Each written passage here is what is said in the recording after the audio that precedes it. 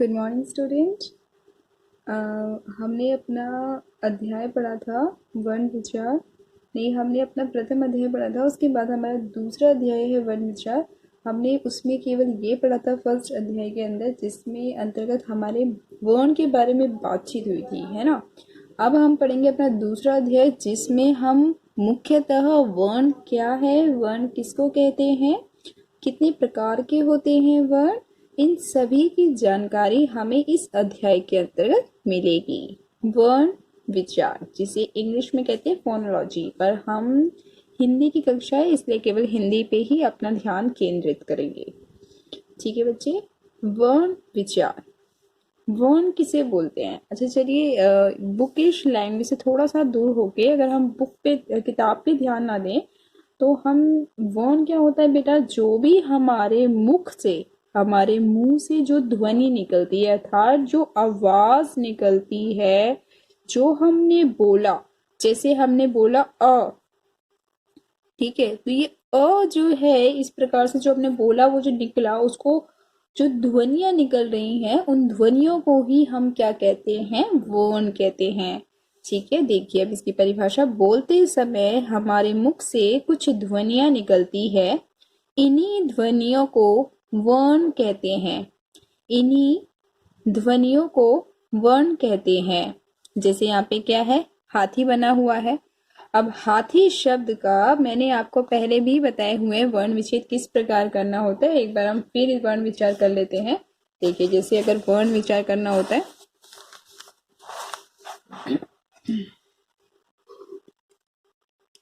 आपका शब्द है हाथी,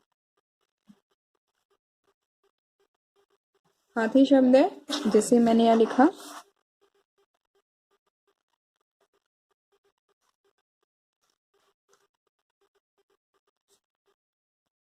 अब हाथी जो शब्द है, हाथी कैसे लिखा गया है, किस प्रकार से बना है। ह में क्या जोड़ा है मैंने, आ की मात्रा। ह में आ की मात्रा है, थ के ऊपर शीरो रेखा नहीं आएगी। ध्यान रखेंगे, ये जो ऑलरेडी पहले से मेरे पास पढ़ रहे थे उन स्टूडेंट को पता होगी ये चीजें, जिन्होंने मेरे से क्लास ली है, कि आपके ध, थ, भ, श्र से श्रमिक, श से क्षत्रिय, इन सभी वर्णों पर शीरो रेखा नहीं आती है, और आपका जो ये अ है इस पे भी नहीं आती। ठीक है, इन सभी वर्णों पर शीरो रेखा नहीं आती है। हाथी शब्द में थ के ऊपर शीरो रेखा, इसको लाइन को शीरो रेखा बोलते हैं। अभी भी अगर किसी को कंफ्यूजन है तो आज वो खत्म कर लेना। इस लाइन को हम शीरो रेखा बोलते हैं, और थ के ऊपर शीरो रेखा नहीं आती है। ये जो वर्ण लिखे हैं मैंने, इनके ऊपर शीरो रेखा नहीं आती है। ठीक है, हाथी शब्द में देखिए कैसे लिखा गया है हाथी।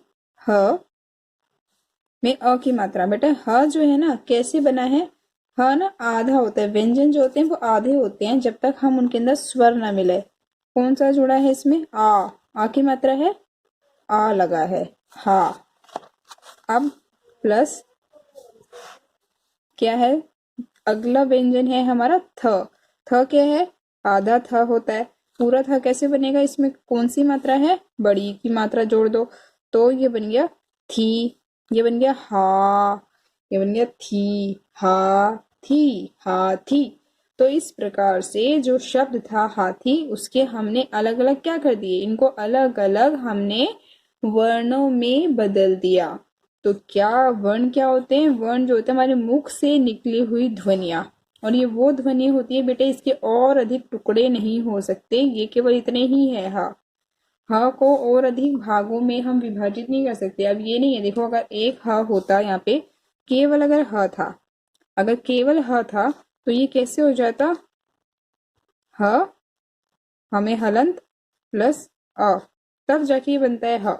आप जिसको ह पढ़ रहे होते वो ह अपने आप से ह नहीं, देखो बोल के देखो, ह अ की आवाज आ रही है, हा आ की आवाज आ रही है, क अ की आवाज, क आ रही ना अ की आवाज, का आ की आवाज, च अ की आवाज, चा बड़े आ की आवाज, ची ई की आवाज आ रही है। तो इस प्रकार से जितने भी व्यंजन होते हैं ये सारे स्वरों से मिलके बने होते हैं।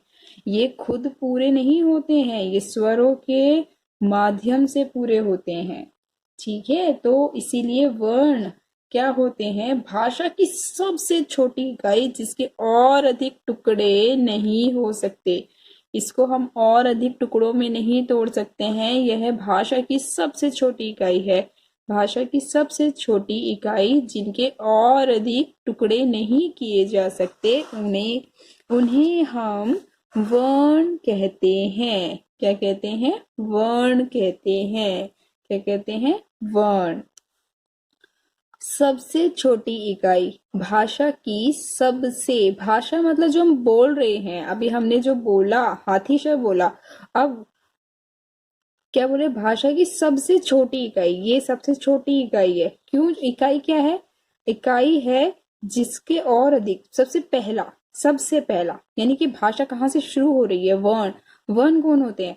वर्ण वो है जो सबसे छोटी इकाई है, सबसे पहले जो आई है। इसके ये किस प्रकार से, ये आधा ह होता है, इसमें जब हमने ये आ जोड़ते हैं तब तक ये पूरा ह बनता है। ठीक है, तो भाषा की सबसे छोटी इकाई जिसके और अधिक टुकड़े नहीं किए जा सकते, उसे हम वर्ण कहते हैं। आगे चलिए अब इसको पढ़ते हैं। ये हो गया हमारा दूसरा। देखिए यहाँ लिखा हुआ है आपका सूरज। सूरज कैसे बना है? स के नीचे हलंत लगाया, बड़े ऊ की मात्रा सु, र में अ जोड़ा, सु र ज। अब ज भी पूरा नहीं बनता। ज पूरा कैसे बनेगा? आधा ज होता है, उसमें अ जोड़ के पूरा ज बनेगा। र कैसे बनेगा? आधे र में अ जोड़ के पूरा र बनेगा। सू कैसे बनेगा? स आधा होगा, उसमें बड़ा ऊ जोड़ेंगे क्योंकि बड़े ऊ की मात्रा होती है सूरज में, इसीलिए बन गया सूरज। इस प्रकार से बनेगा सूरज। सू, इतना बन गया आपका सू र ज सूरज। क्या कह रहे हैं देखो यहाँ पे, हाथी शब्द 4 ध्वनियों ह, आ, त तथा ई से मिलकर बना है। इसी प्रकार सूरज शब्द में 6 ध्वनियां हैं, जैसे स, उ, र, अ, ज तथा अ। इन ध्वनियों के और टुकड़े नहीं किए जा सकते। और अधिक यानी कि इसको हम और ज्यादा भागों में विभाजित नहीं कर सकते। इन ध्वनियों के और अधिक टुकड़े नहीं किए जा सकते। ये भाषा की सबसे छोटी इकाई है जिसे हम क्या कहते हैं? वर्ण। जिसे हम वर्ण कहते हैं। देखो परिभाषा आपको ये लिखनी है, भाषा की वह सबसे छोटी ध्वनि जिसके टुकड़े नहीं किए जा सकते, वर्ण कहलाती है। भाषा की वह सबसे छोटी ध्वनि जिसके टुकड़े नहीं किए जा सकते, वर्ण कहलाती है। यानी कि इसको और अधिक टुकड़ों में आप नहीं तोड़ सकते हो। इतने ही जितना ये टूट सकता था ये टूट चुके हैं, इनसे और अधिक आप नहीं टूट सकते हो। उसे हम क्या कहते हैं? वर्ण कहते हैं। ठीक है, आई होप आप सभी को यहाँ तक क्लियर होगा। फिर भी अगर कोई परेशानी आती है तो प्लीज बच्चे आप पूछ सकते हो। आगे आता है हमारा वर्णमाला। कि हिंदी वर्णमाला किसे कहते हैं? अभी तुमने पढ़ा वर्ण, लेकिन आपने देखा होगा ये वर्णमाला आपने छोटी कक्षाओं में भी पढ़ा होगा, तभी आप यहाँ तक पहुंचे हो। तो वर्णमाला तो वहां भी पढ़ी होगी।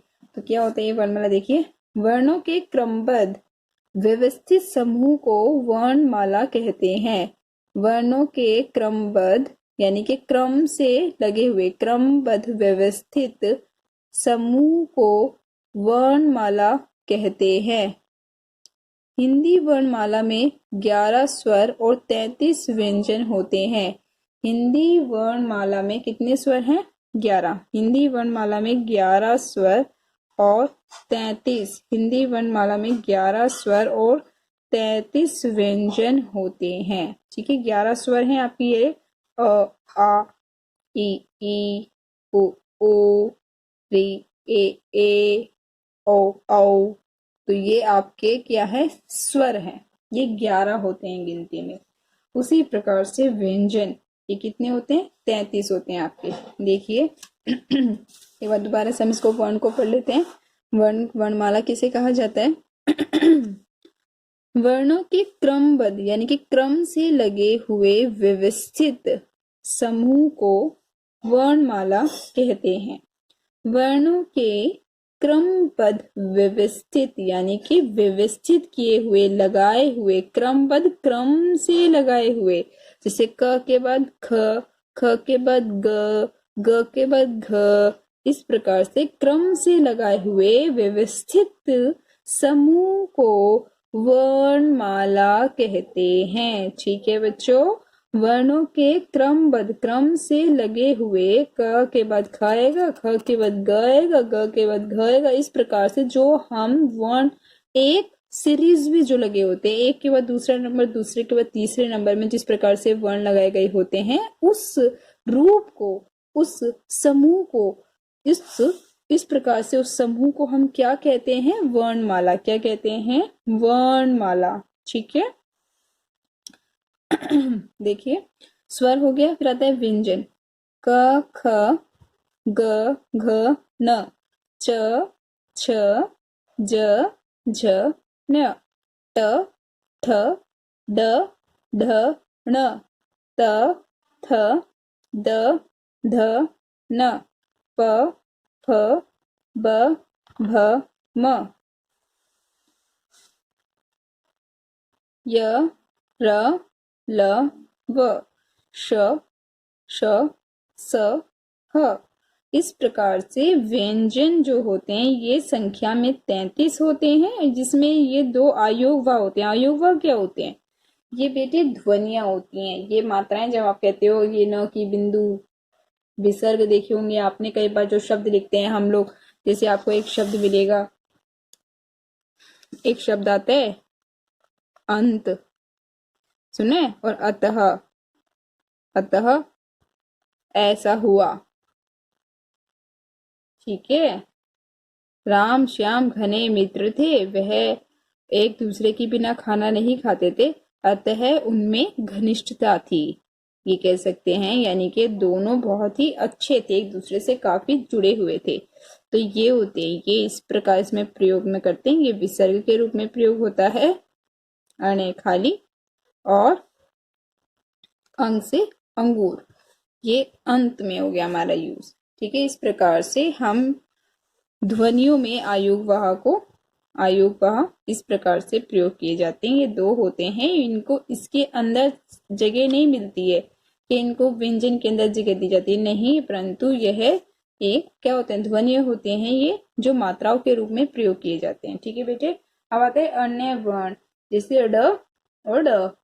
ये दोनों जो हैं वो वर्ण हैं जो मुख्यतः हमारे मात्राओं के रूप में प्रयोग किए जाते हैं, और इनका संबंध जो है शब्दों के अर्थ के माध्यम से बदलता है। जैसे फॉर एग्जाम्पल, उदाहरण के तौर पे देखिए, मैंने एक यहाँ पे ले लिया, मान लीजिए शब्द है मेरा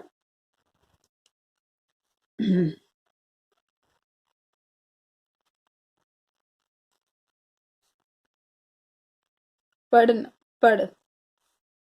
ठीक है। और एक है पढ़, पढ़, पढ़। ये है पढ़ने वाला, ये है पढ़ने वाला, पढ़। और ये क्या है? पढ़। ये है गिरने वाला।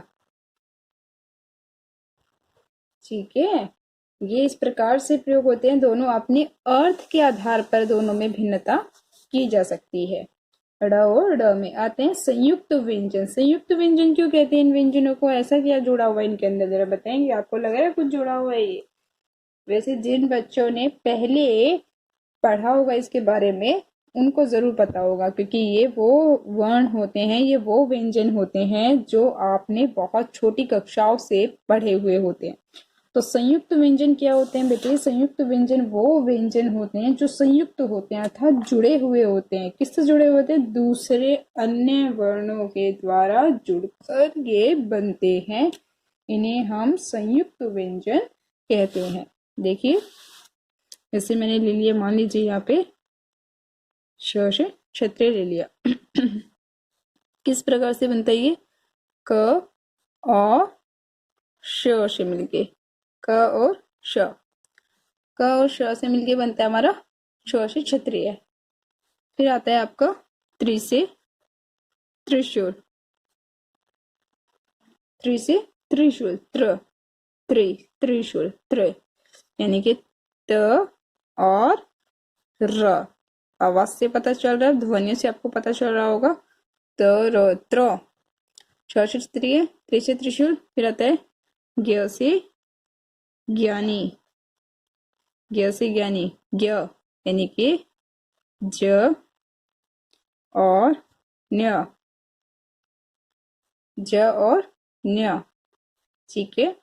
तभी देखिए हमारा बन गया हमारा ज्ञ।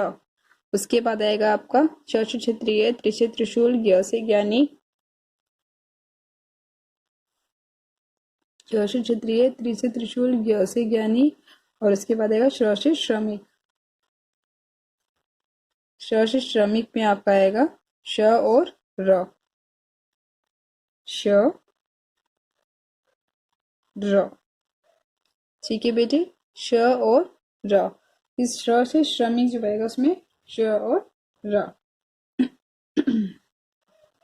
ये चार जो होते हैं ये होते हैं हमारे संयुक्त व्यंजन, ये होते हैं संयुक्त व्यंजन।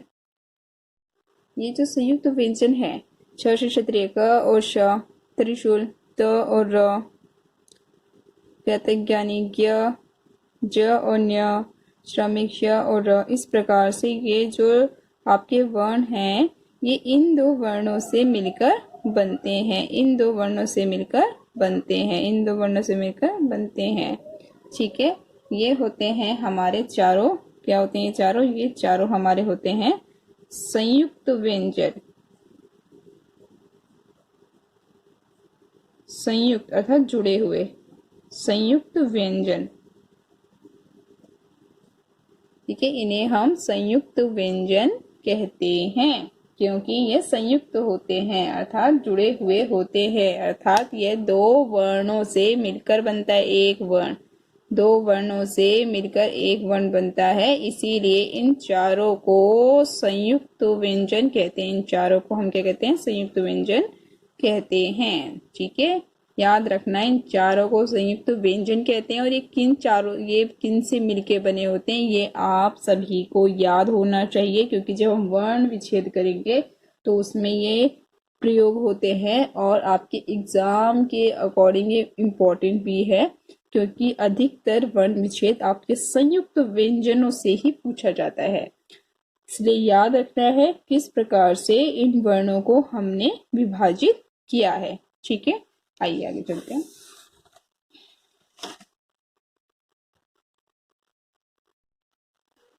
आगे देखिए आपको यहाँ पे 5 जो है वर्ण लिखे हुए हैं, ण, न्य, न, न, म।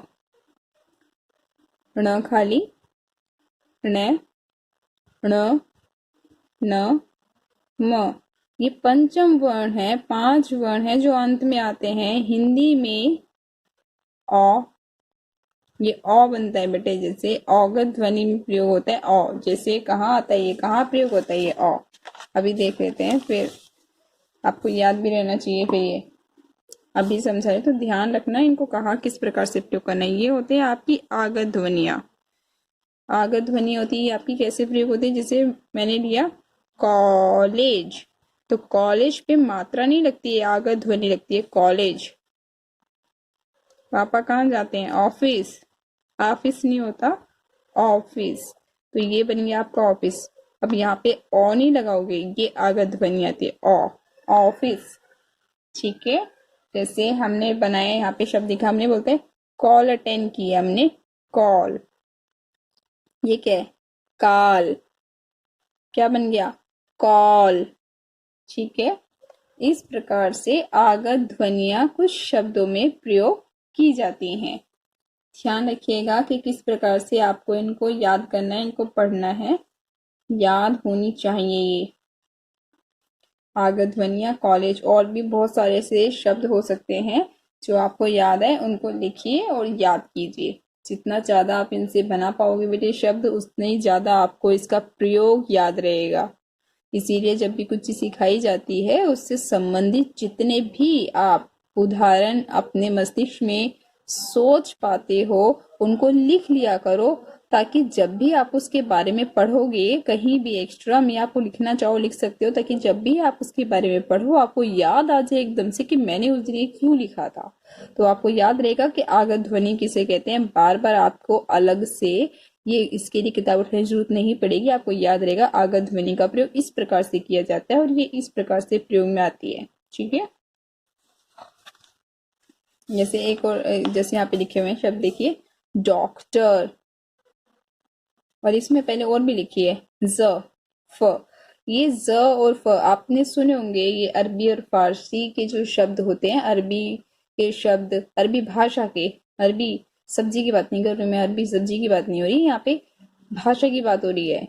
कुछ बच्चों के दिमाग में अरबी सब्जी आ गई होगी, है ना, तो यहाँ अरबी भाषा की बात हो रही है। ठीक है, हिंदी में आगे ध्वनि अ, ज तथा फ ध्वनियों का भी प्रयोग होता है। इन ध्वनियों को अन्य भाषाओं से लिया गया है। ठीक है बेटे, अन्य भाषाओं से लिया गया है इनको। ज और फ अरबी, ये जो है आपकी फारसी भाषा और अरबी भाषा में मुख्यतः प्रयोग किए जाते हैं ज फ। जैसे यहाँ लिखा है डॉक्टर, कॉलेज, रोजाना, रोजाना नहीं है, रोजाना, मजेदार, गिरफ्तार, मुफ्त आदि। क्या कह रहे दोबारा देखिए, हिंदी में अ, ज, फ ध्वनियों का भी प्रयोग होता है। इन ध्वनियों को अन्य भाषाओं से लिया गया है, जैसे डॉक्टर, कॉलेज, रोजाना, मजेदार, गिरफ्तार, मुफ्त आदि। अब आप सोचो कि इस ज और फ में जो आपने देखा है, इस ज और ज में फर्क है। वैसे तो आपकी जब एक्स्ट्रा क्लासेस लगती थी उस समय भी आपको ये चीज बार बार बताई जाती थी कि कहाँ अगर ध्वनि का प्रयोग किस प्रकार से होता है, किस प्रकार से इन अन्य भाषाओं से आए गए वर्णों के द्वारा शब्द का निर्माण होता है। शीरो रेखा किन किन वर्णों पर नहीं आती है, ये सारी छोटी छोटी बातों में जिनमें आप बहुत बार गलतियां करते हो वो बार बार समझाई जाती हैं। बस फिर मैं आपको याद दिलाती हूँ किस प्रकार से ज और ज को आपने पढ़ा था, याद कीजिएगा। ज और ज, ये जो शब्द आता है जरा, ये होता है जरा। देखो वो देखने में दोनों एक जैसे लग रहे हैं ना, लेकिन दोनों के जो उच्चारण है वो भिन्न है। तो किस प्रकार से पहचानेंगे हम इनको? हम इनको पहचानते हैं जैसे जरा, इसको पढ़ेंगे तो ये बोला जाएगा जरा, और यह है जरा। अब दोनों में क्या फर्क है? इस जरा का फर्क होता है थोड़ा सा, जैसे मुझे जरा सा नमक चाहिए, थोड़ा, ये होते है जरा। जरा होता है बेटा बुढ़ापा, इसको बोलते हैं बुढ़ापा, जरा, बुढ़ापा। तो ध्यान रखना है आपको किस प्रकार से केवल एक नुक्ता, इसको नुक्ता बोलते हैं हम, किस प्रकार से नुक्ता, नुक्ते के प्रयोग से वर्ण में भिन्नता आ जाती है और वह किसी शब्द के अर्थ को बदल देते हैं। ठीक है, चलिए आगे बढ़ते हैं। अब इसमें आ गया स्वर। स्वर क्या होते हैं? स्वर आपने पढ़े थे अभी, ये अ, आ, ई, उ, री, ए, ओ, औ। तो ये जो आपके 11 कुल स्वर हैं, ये क्या होते हैं? ये वो वर्ण होते हैं बच्चे जिसमें हमारे मुख से वायु बिना किसी रुकावट के बाहर निकल जाती है। आ, ई।